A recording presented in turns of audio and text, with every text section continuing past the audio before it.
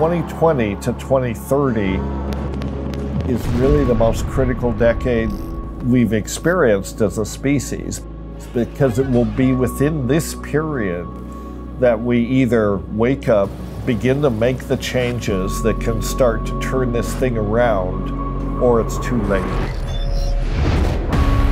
If we're going to wake up to what's happening, we have to have a global shift in consciousness, a re-understanding of where our species stands in respect to the rest of nature. We've been poisoned by 2,000 years of this idea that we own nature, just as something there for us to exploit. And nature is done with that. So now the plants have stepped out and they're basically saying, hello, you know, we're here and we have a message for all of you. You monkeys only think you're running the show. And here's the wake-up call. That's a big part of the message of psychedelics. These plants, the molecules in them, are tools to let us reframe our own understanding. Psychedelics heal not only individuals, but they heal the collective soul. They heal even nature. The question is, are we waking up fast enough? You know, nobody is stepping up to lead this. It's up to the people. I'd rather be hopeful than despairing. I mean, despairing leads to depression. Depression is not an answer. Giving up is not an answer.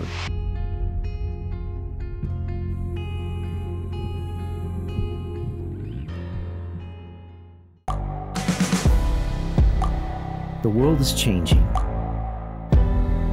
Inspiration is everywhere. It has never been so easy to connect, share, and bring people together. We're learning from others and finding the best in ourselves. Challenging our beliefs.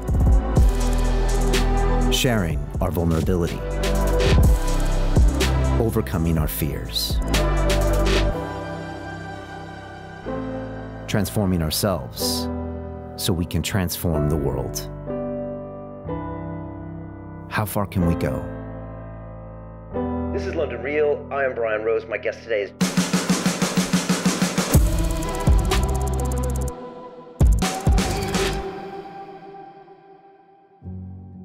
Dennis McKenna and his late brother Terence are what I call the OG gangsters of the psychedelic movement. When it comes to these two men, there isn't anyone that's more influential that has changed the course of mankind when it comes to these substances. And so I was super excited to have Dennis back on the show for the second time and also talk about the movie we just made together called Reconnect, which is world premiering all over the world and will be distributed to hopefully billions of people at some point. And this chronicles my journey with Dennis in 2018 down to Costa Rica to partake in 3 ayahuasca ceremonies. What's ayahuasca, Brian? Well, it's a plant medicine. It's a psychedelic that gives you a good look deep inside your soul on who you are and what you're doing to yourself and the planet. And Dennis just has so much to talk about when it comes to us connecting to who we really are, to our relationship with the environment and how we're treating other people, how we're treating this planet. This is the best I've ever seen Dennis McKenna. He's on fire on this episode, and these 2 hours pretty much summarize everything he thinks about psychedelics, about climate change, about our relationships with ourselves, about his brother Terence, about everything. And I also know you're going to enjoy this incredible movie, the best we've ever made, called Reconnect, which would be out soon. And now I'm going to leave you with the one and only Dennis McKenna. This is London Real. I am Brian Rose. My guest today is Dennis McKenna, the American ethnopharmacologist, author, and psychedelic expert. Across the past 4 decades, you've been a pioneer in psychedelic discovery and the use of plant medicines, including psilocybin, DMT, and ayahuasca, alongside your late brother, Terence McKenna. Earlier this year, you founded the McKenna Academy of Natural Philosophy, dedicated to advancing a symbiotic and co-evolutionary partnership with the entire planetary community of sentient species. Last year, we both traveled to Costa Rica to participate in a series of ayahuasca ceremonies, which became London Reel's latest documentary feature film, Reconnect, which premieres tonight in London. Dennis, welcome back to London Reel. Well, thank you, Brian. It's a pleasure to be here, back in London again, sitting here. It feels almost like a homecoming. So I'm so delighted that you invited me. Well, it's great to have you back. It's been, I think, 4 years since your first episode here. Something like that. Yeah. That's right. It's been a while. It's been a while, and we've done a lot since. I want to get into it today. Okay. What's it like for you coming to London? What's this city like? What's your relationship like with this city? What does it feel like? And how long have you been coming here for? Well, I think it was 4 years ago was the first time. And then I've been here 2 or 3 times since. I love London. It's so much fun. You know, I mean, I'm here usually for a purpose, but I have had opportunities to see some of the highlights, notably the British Museum and Kew Gardens. It's a great town. I mean, wonderful for food. And of course, it's sort of like a strange parallel reality in some ways. I mean, it's just different enough than the States. Everyone speaks the same language, but a slightly different language. And it's just quirky in so many ways that are charming to an American, you know. And so, yeah, all my experiences in London have been really fun and positive and great people, you know. So it's great to be back. Well, it's good to have you back. Like I said, 4 years ago, you were on the show. Then a couple of years back, you came and we did a walk through Hampstead Heath, and we had a great conversation about That's right. plants and the future and psychedelics. And then I got a crazy call from you last year, and you said, Brian, you gotta come down to Costa Rica. We're gonna drink some ayahuasca. I told you I was too busy. And then what happened, Dennis? Well, basically, I just persisted. I just said, you're not that busy. You know, put it aside and come down. It was the gist of the conversation. And you did. And here we are now. You know, you said that, I think you told me that you had not, it had been 6 years since you'd had any encounter with ayahuasca. The first one was kind of ambiguous. So, you know, I suggested come back to the well and drink, and you did, and you claimed that it changed your life. And we developed this, you and Luis and your helpers, you know, created this movie out of it. So I think it's wonderful, you know, wonderful that we did it. And by the way, that's not the last phone call you're going to get. sorry to break it to you, but that was number one. We have more stuff to do. Oh my gosh. Next time the Amazon, next time, who knows? Well, I'm super grateful that I got people like you in my life that can pull me out of my reality, much like the plant medicines do as well. Yeah. And shake me up a little and say, Brian, pay attention, or wake up, you monkey. Yeah. And so I remember very distinctly sitting in that maloca in Costa Rica with the shaman on my left and you on my right. We had just drank our first ayahuasca, and we were about to go in to see what was going to happen. And right. I felt really grateful that I could have a wingman like you, Dennis. And so I appreciate you being there. It was really important. Yeah.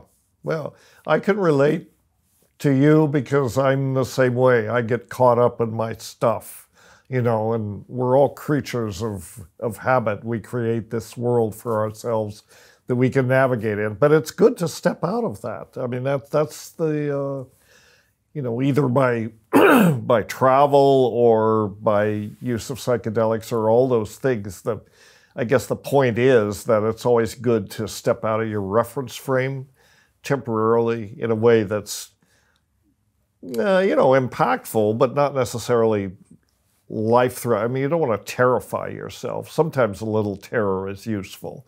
But, you know, you don't want to be paralyzed with fear. But, you know, as you know, when you're there to take ayahuasca in any challenging situation, you have butterflies in the stomach. You know, you're a little nervous about it. And I often tell people, if you don't have butterflies in the stomach, thinking about taking something like ayahuasca, you're not paying attention, and it will fix that. It will focus your attention once you're into it.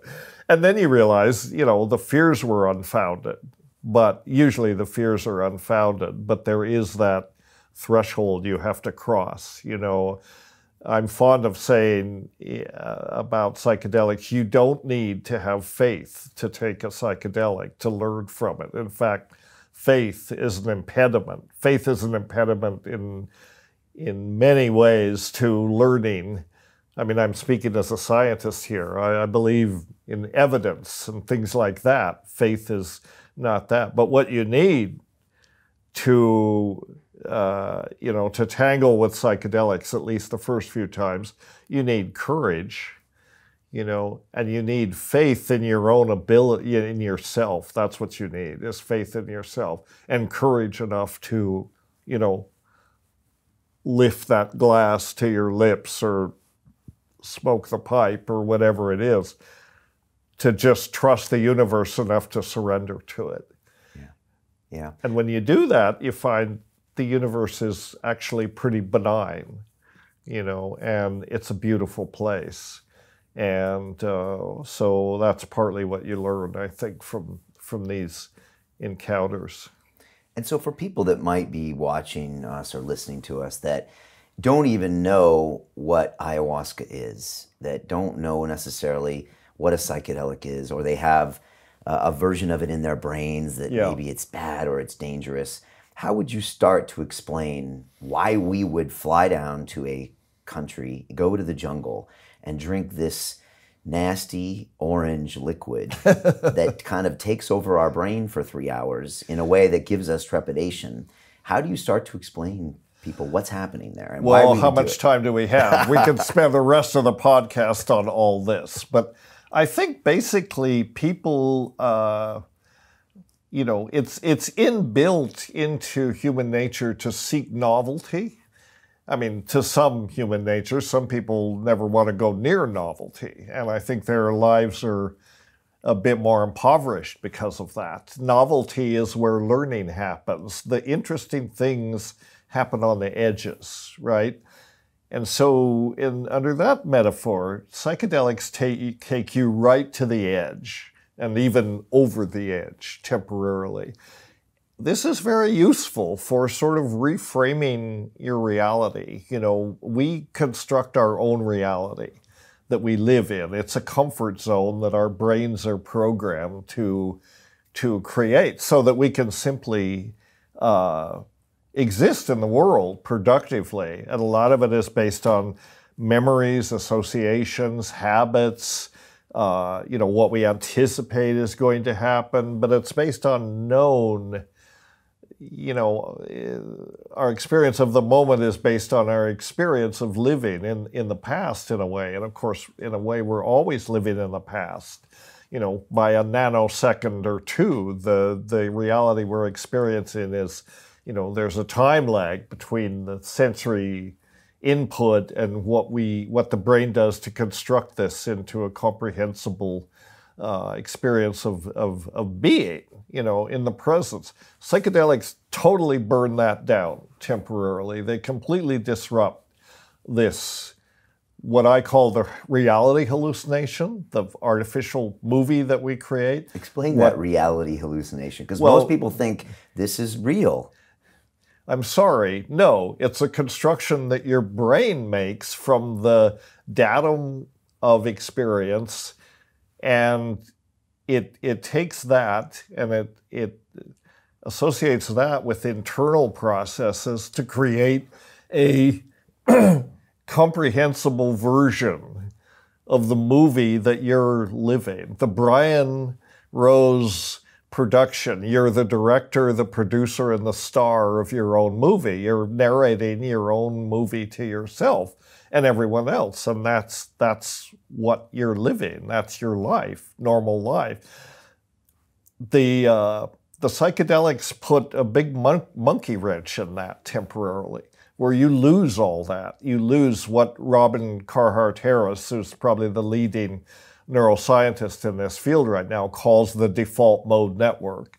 The default mode network is disabled temporarily.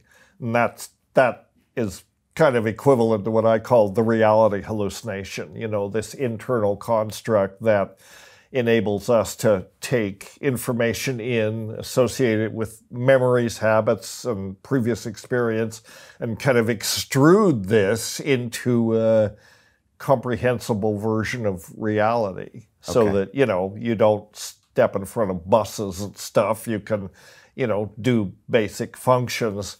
But now So is the this chair a psychedelics- hallucination? Are you a hallucination? Or the coffee a hallucination? Or do I actually bring my own version of it all to myself? These are difficult questions, Brian. Okay.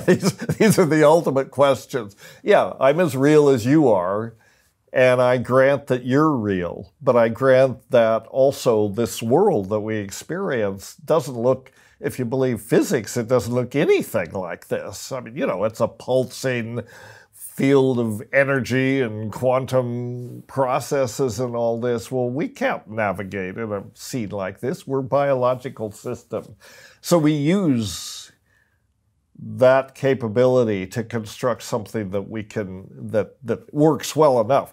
You know, you've got your real world out there, the incomprehensible, unknowable real world, and you have your own model of the world that you inhabit. How accurate that is, it's hard to say, but it's accurate enough. It works. And as long as you keep in mind that that's not really the real world, most of the time you never have to think about this. So we just assume that, you know, this is the real world. Then you take a psychedelic and you realize, no, you know, it evaporates like smoke.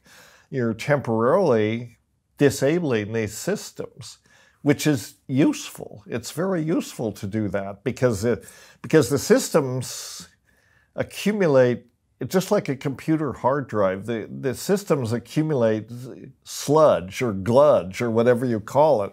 So to disable this system temporarily and then reboot, and I think that's literally a lot about what psychedelics are about. You disable it, it's like a restart button on your computer because the brain and biological systems in general tend toward equilibrium. So you've disrupted that equilibrium, and it will reestablish itself, right? Everything's going to fall back together, but it may work more efficiently. Maybe some things that were gumming up the system, to put it in a crude way, have fallen away. So you come back and you feel renewed, refreshed, more cognitively competent, more humbled, certainly, you know, because you have been through an experience that, you know, where one of the main take-home lessons is reality is not what you think it is, you know, and you're not who you think you are, and the whole thing is just a lot weirder and stranger than you can even imagine. So that's a humbling experience in a beneficial way. You know, and I think one of the things that ayahuasca, you know, encourages, psychedelics in general, but it seems especially ayahuasca encourages us, is to reflect on how little we know. You know, it's very easy to be arrogant about what we know. Ayahuasca reminds us, you don't know so much, you know, and that's a good thing. That's a good thing. I think it's wonderful to learn. I like learning new things. So a lot of people, or some people, might be depressed if you come to this notion that, well, we really know almost nothing. To me, that's a joyous thing because it means there's everything left to learn. And I think that psychedelics, again, help us recover that perspective that the world is a marvelous place and we can appreciate it better. You know, we get so caught up in our stuff that we forget this, that, you know, we live in a world of wonder. You know, the universe is made of miracles just existing, you know. I mean, I was recently at a retreat center and trying Wachuma for the first time, which was, we can get into that, but she had all sorts of inspirational signs around this place, and there was one that really stuck with me, which was very simple. It said, you know, when you think about it, life is really pretty amazing. And it is, you know. And I think that's the benefit of psychedelics. People long for meaning in their lives, and we live a life in which meaning is very hard to find. You know, true, personally meaningful experiences, or, you know, I mean, we live in a world that is spiritually impoverished.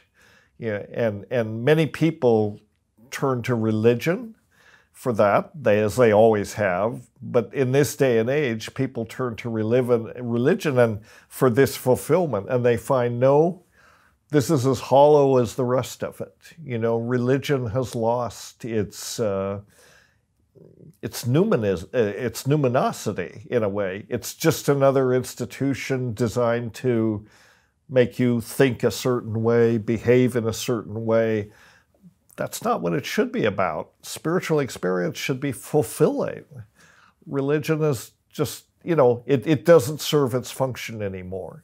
And so so people are turning to, you know, they're looking for something. And finally they look inside themselves, and it's like, hold, this is the psychedelic alarm. It goes off when you talk about psychedelics too much. I see. Okay. Now you can continue. Okay. So we're talking about religion, right? I think, well,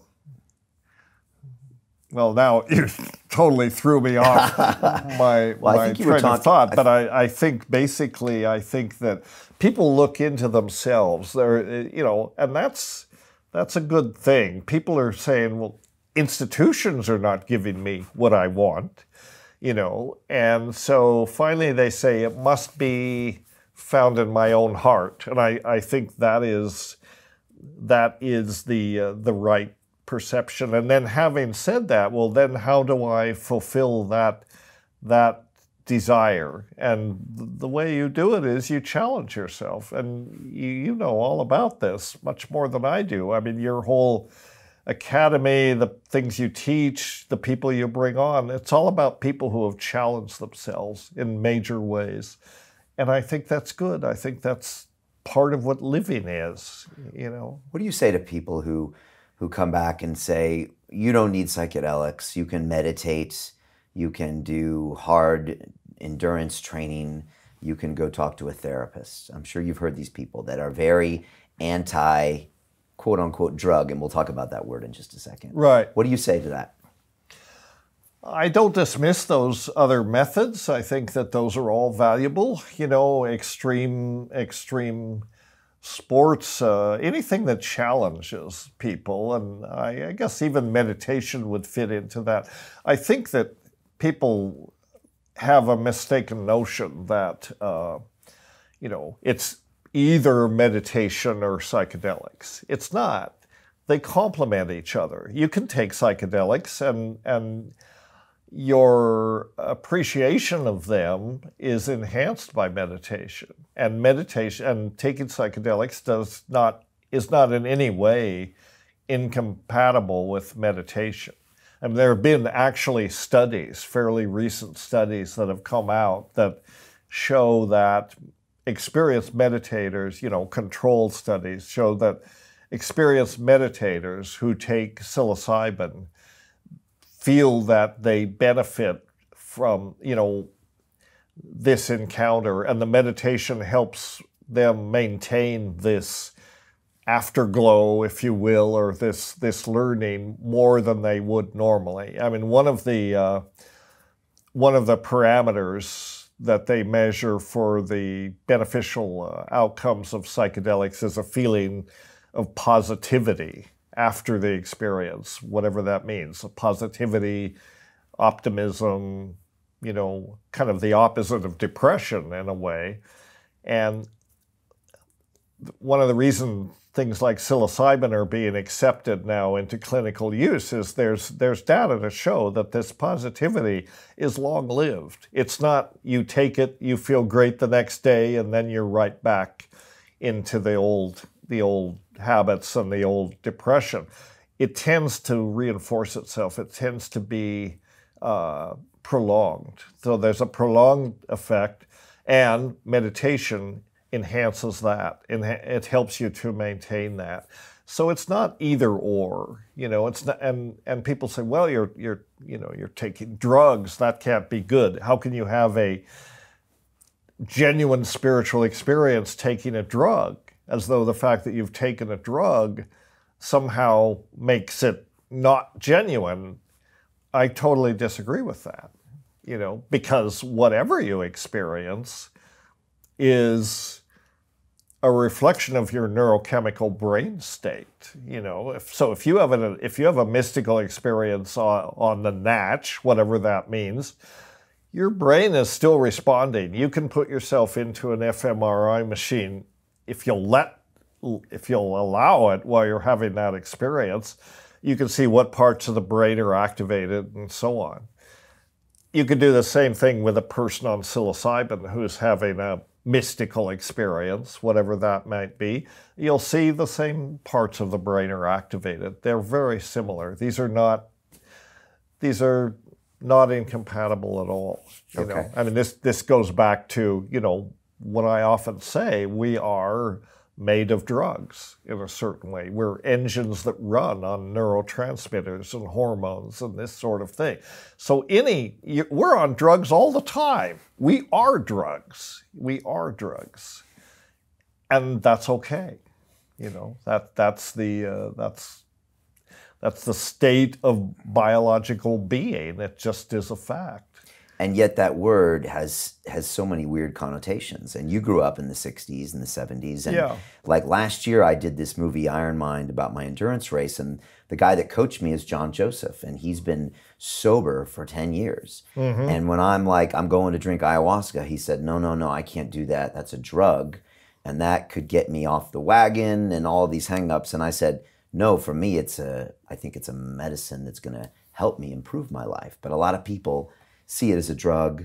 They remember psychedelics being banned in the 60s and treated that way. So how do you get people's head around those hang-ups?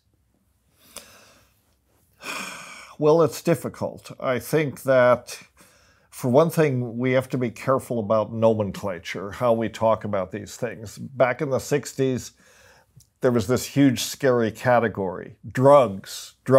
All drugs are bad, except the ones you happen to like, like alcohol, tobacco. These things are clearly drugs, but somehow they were exempt from the conversation, in a certain way. It's only since then that it's been recognized, these are drugs too. It's not about the substance. It's about the way it's used. I've always said, there is no such thing as a bad drug. This is the problem with the conversation. There's no such thing as a bad drug. There are dozens of ways to use drugs badly. It's a behavioral thing. It comes from the human heart. That's where the moral dimension is. Drugs are simply compounds that have certain effects. And a drug that you might think of as, a drug of abuse, let's take heroin, for example. Terrible drug, but in a hospital for cancer patients, it can be very beneficial. So the good and the bad of using drugs or not using them comes from our behavior, as indeed the moral quality of anything we do comes from our behavior. That's where we need to find our moral and spiritual framework is within, essentially. Drugs are just a kind of technology, and there are many other technologies that are two-edged swords in a way. They can be used beneficially, they can be used very destructively. And one of the problems we as a species face is that we now control, or think we control, technologies that are so powerful that potentially they're threatening the existence of life on Earth. So we have to get wise about this. One of my things I always say is our cleverness has outstripped our wisdom. We're very, very clever. We can make these machines of incredible power, and we have these restless hands with these opposable thumbs. We're always making something, and we have this imagination that's thinking up stuff to make, and we have to, we have to get a grip on that. We have to associate wisdom with what we do with this technology. That's what we're lacking. That's the big equation in the wake-up call. Wake up, monkeys, and thinking about how you're impacting the world and how we can change it. Because obviously the way we're doing it now is not working, and we're threatening everything. Not only our existence, but the existence of life. And this all has to do with this disjunction between cleverness and wisdom. And the psychedelics can allow us to connect back to the environment, our surroundings. Yeah, the psychedelics can allow us to connect to that. And again, back to the issue of drugs, there's no inherent moral superiority or inferiority in the substances. And that was the mistake, I think, that was made in the 60s. It was all about the projection was onto the drugs, as though this big category, they were either pathogens or demons. They are neither. It's the uses we make of them, the choices we make, that determine whether that's a destructive or beneficial use. Almost any drug can be beneficial. Almost any drug can be harmful. It's all about how you do it, how you use it. Okay. Now let me ask you a simple question, and that is this. We went down to Costa Rica, we sat in the Malacca, and we drank something called ayahuasca to have a spiritual experience. Why did we not take some MDMA, drink some tequila, do some cocaine, do some heroin, smoke some tobacco? Why did we choose the ayahuasca? Well, do you understand my question? Yeah, I think so. I'm trying to put it in perspective for people, as in there's a lot of things you could do and a lot of things you could ingest, but why are we going for that thing? Well, because we made a conscious choice, to do something different. Number one, just the very act of going there. I mean, the trip began when you left London. The choice you make to step out of your reference frame, to go to a place far away, to have this experience that you don't know how it's going to turn out. And you go with all these questions. Will I be the same person when I'm done with this? And the answer, of course, is no. You'll be changed. I mean, your experience will change you. You'll still be Brian Rose. You'll still be the totally functional person you are. But something in your life will change. You'll have that experience to reflect on. So you're making a choice. You're also, I think, in the case of psychedelics, they talk a lot about set and setting. How you take psychedelics, maybe more than other medicines, other drugs, it's important how you orchestrate the environment in which you're taking it. So you're deliberately going to a place where there is a ritual structure. In the case of Soltera at Costa Rica, it's a very traditional Shipibo practice. And that's what they like to do there. And the Shipibo are the indigenous people of Peru that have been doing this for a while. Yes, they bring shamans up from Peru, Shipibo shamans. Shipibo are an interesting group because they have managed to actually sort of ride this wave of globalization of ayahuasca, and yet their traditions are intact, but they're also very welcoming people. So like when it comes to tourism, come on down, we can help. And by and large, they do a good job of it. But you're choosing to the important thing about ayahuasca or any psychedelic is to have the right set and setting, and that's a complex mixture of variables. I mean, the setting, obviously, it has to be a good setting. There needs to be a ritual. Ritual is a good way to structure the experience. It doesn't have to be a traditional indigenous ritual, but that works as a container for it. Why is ritual important for this? Because you can think of it almost as an alchemical alembic. If you're going to do an alchemical transformation, you can't just pour the chemicals out on the table and hope that something will happen. You need a container. The ritual is the container to allow this transformative process to take place. And it's necessary to do that if there's going to be a good outcome. I mean, you need some sort of touchstone to reality, or otherwise, it's essential to the reintegration process, I guess you could say. But I often say, ayahuasca is a liquid. It will fill any vessel you pour it into, metaphorically. The ritual, the context, the setting is the container for the experience. It can be a traditional shamanic experience. It can be, a neo-shamanic, ritual in Marin or New York City. It can be something like, the sound ceremonies that we did recently in Peru. The important thing is not what the container is, that there's no inherent superiority of these different containers. The important is that there is a container. And the main thing, one of the main benefits you get from the container is the understanding that it's a safe place to let this happen.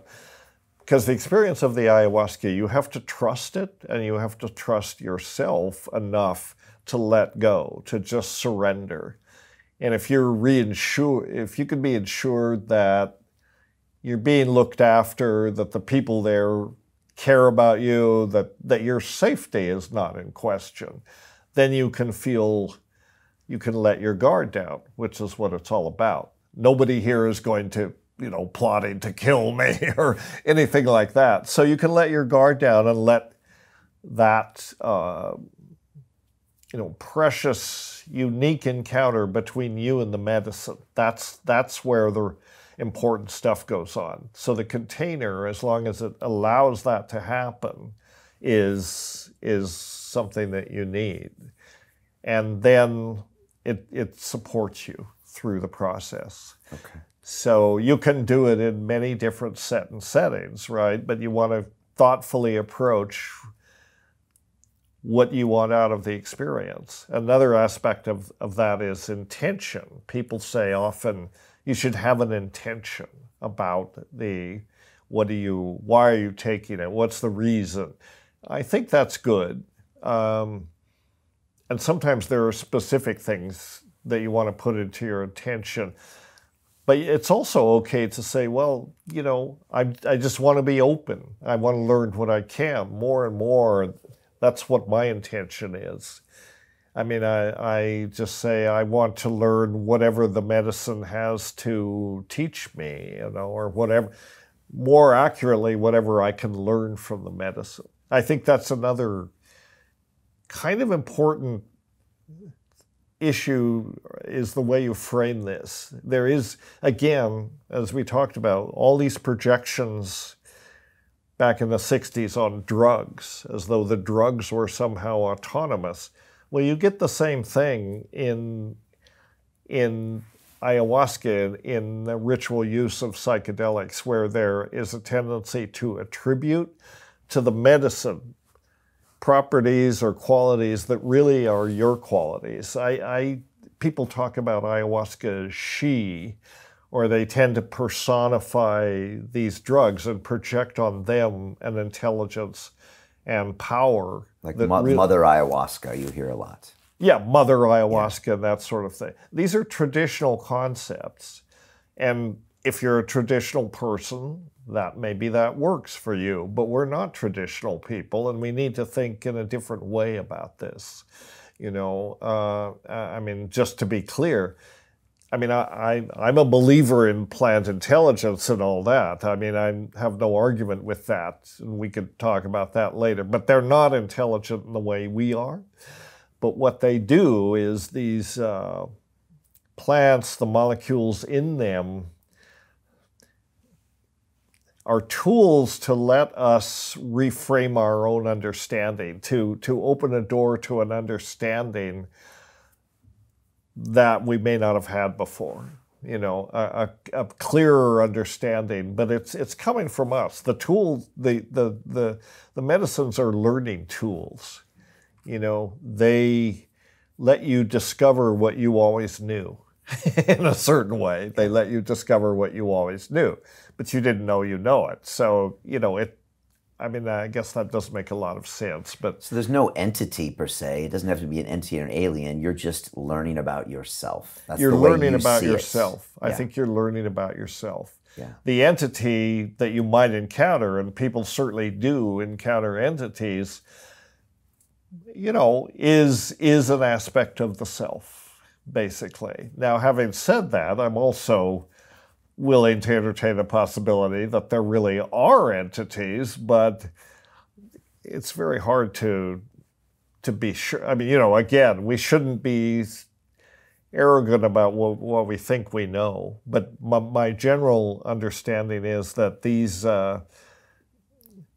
encounters you have with apparent intelligences are aspects of yourself that are presenting as something that isn't yourself. Just who knows why, so that you can have that dialogue, you can have that interchange. You know, I think we all have within us a kind of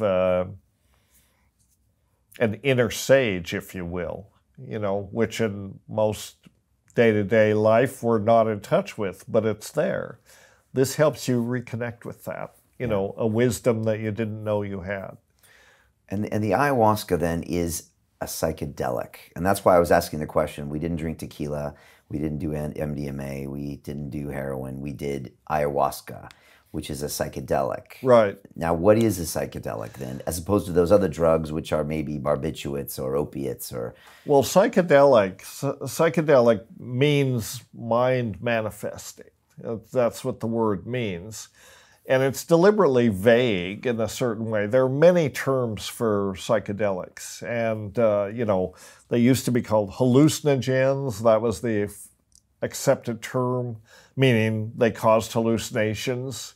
Well, not really, you know, or sometimes they do, sometimes they don't. They used to be called psychotomimetics, meaning that they mimic psychosis. And again, not really. I mean, they induce altered states, which in superficial ways may resemble psychosis. In superficial ways, in other ways, they may resemble mystical experience. So, you know, and there's a whole list of things, psychodysleptics, and, you know, the fact that there's so much nomenclature about psychedelics, none of which is adequate, tells you how slippery this concept is. So I like the term psychedelic, even though it's now accepted in biomedical literature. I like it, even though it's got all this 60s baggage associated with it, but it's the most accurate one in that it manifests the mind. It's going to manifest the mind. How it's going to do that is an open question. But so psychedelic is, you know, a good term. And then, you know, you can get, you know, these are all psychoactive. You know, you can get sticky. You can sometimes they say, well, true psychedelics only work on this subset of serotonin receptors called the serotonin 2A receptors. You can get kind of narrow. So things like, technically like ibogaine and salvia divinorum, MDMA, these are not psychedelics. I mean, they're psychotropic, psychoactive, but not psychedelics in this strict pharmacological sense. the true psychedelics are LSD, DMT, psilocybin, mescaline, these other tryptamines that interact with serotonin. So serotonin 2A receptors seem to be the target that all these psychedelics have in common. Right, and so they have a very distinct effect than, say, an MDMA or or an alcohol or a cocaine or something. It's a very different effect. And whole different pharmacology involving, well, MDMA involves serotonin, but cocaine works on dopamine, another neurotransmitter. Nicotine works on acetylcholine. We have about 50 different kinds of neurotransmitter systems in the brain, in the body, and we know of drugs that affect every one of these. Right, and the psychedelics have a certain type of experience profile as opposed to the rest. And people have asked me before about these substances, and what I usually say is that it's a zero-sum game with the substances. If there is some type of upside, there's usually some type of downside. Of course. And in our typical Western culture, we're used to, for example, with alcohol, you drink it and you have usually some type of a pleasant upside, this effect that it has. And then the next day, you end up paying for it. Right. You can kind of argue that with cocaine, sometimes with MDMA, where you just have a really tough day the next day because your serotonin's down. But I always say with ayahuasca, you usually pay upfront or during with the psychedelics. As in, I sometimes have difficult experiences along sometimes with really powerful experiences. But in a way, it doesn't necessarily become addictive the way that some of these other drugs. It's anything but addictive. Right. I mean, psychedelics are, if for one thing, they're used to treat addictions. They can help people overcome their dependence on other substances. But psychedelics themselves are not addicting. Quite the contrary, because the experiences are so impactful. You have to make a conscious decision to go back to it, and some people may never go back to it, and that's okay. People can benefit from a life, have a lifetime benefit from a few encounters, 1 or 2 encounters with psychedelics, if they're particularly impactful. So you have, dependence is not the problem. I suppose there are always exceptions. I don't know anyone who you would call addicted to psychedelics, this microdosing thing, which is becoming kind of faddish, maybe that's a form of addiction. But I'm a little skeptical about microdosing. I can see where there might be benefits, but I think that it's okay to microdose if people perceive benefits. People shouldn't forget that just around the corner is a world of wonder. And they should peek into that once in a while to remind themselves just exactly what we're dealing with here. This is not like something you take, this is powerful medicine. And in some ways, microdosing doesn't do it justice. And a microdose is like 1/10 or 1/20 or 1/50 of maybe a dose you would have in a ceremony. That's or right. As your brother Terence would say, a heroic dose, which might That's be right. a nice big glass of ayahuasca, maybe 5 grams of psilocybin mushrooms. These kinds of things are more of these experience heroic doses, and the microdosing might be 1/4 of a gram. It would be a much smaller, and in some ways, it's. It may have benefits. It may particularly have benefits. After a big psychedelic experience, just like meditation afterwards, or you can microdose following a psychedelic experience, and I think that will help entrain the lessons that you've learned from the psychedelic. But, I think everyone or many people advocate microdosing. I think there needs to be some rigorous studies to see if there is actually a benefit. That won't necessarily mean people won't do it, but let's find out what's going on there. Yeah. So we drank ayahuasca, but there's also psilocybin mushrooms, there's also DMT, Right. there's mescaline. Why did we choose ayahuasca? How do you feel about ayahuasca? Why is that something that you tend to ingest? And what are the differences? Well, partly it's life circumstances. I respect all these things, DMT and psilocybin and ayahuasca and, mescaline, although I haven't had much experience from mescaline in a number of decades, but I've taken peyote and all that.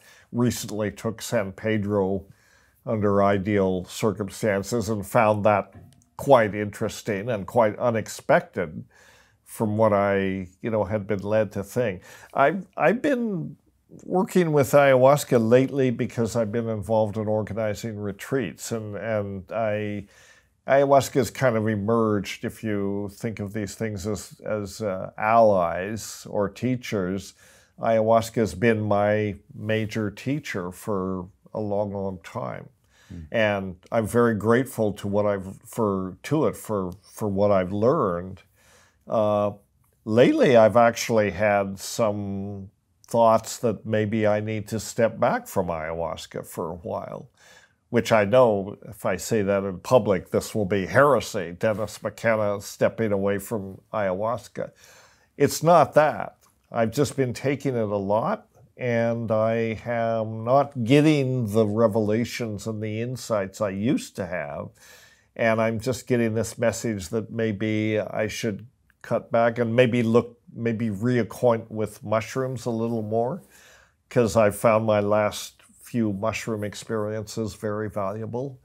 And, it's not good. You can get into ruts even with things like ayahuasca. And if it's not moving you, then that's a message. Maybe you need to step away from it for a while. I will never abandon any of these things. I expect that I will have these relationships as long as I can. They've been very useful to me. But, mushrooms, ayahuasca have been the two primary ones, and I've been sort of neglecting my fungal friends for a while, so maybe I'll get back into that.